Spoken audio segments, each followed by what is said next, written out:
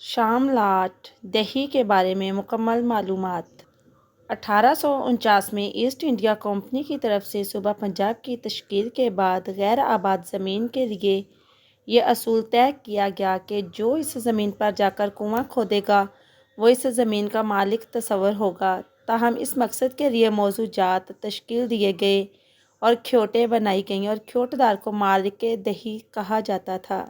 پھر یہ نظام مزید تشکیل ہوتا گیا اور 1901 تک برصغیر کے دیگر علاقوں بشمول موجودہ خیبر پختونخوا تک بھی یہ نظام تشکیل ہو چکا تھا۔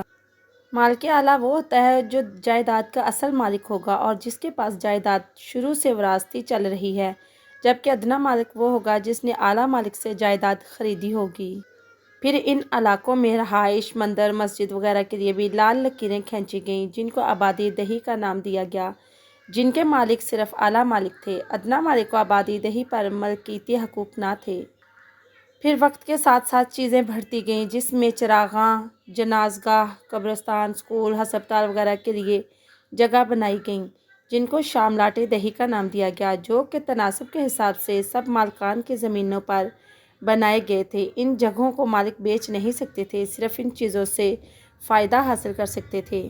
یہ جائیداد اعلیٰ مالک کبھی بھی کلیم کر سکتا ہے مگر ادنیٰ مالک شاملات دہی والی زمین کو کلیم نہیں کر سکتا، چاہے اعلیٰ مالک نے ادنیٰ مالک کو قبضہ ہی کیوں نہ دیا ہو، کیونکہ جب لال لکیریں بنی تھیں تو اس وقت محکمہ مال کے ریکارڈ میں اعلیٰ مالک نام شاملات دہی پر تحریر کیا گیا تھا۔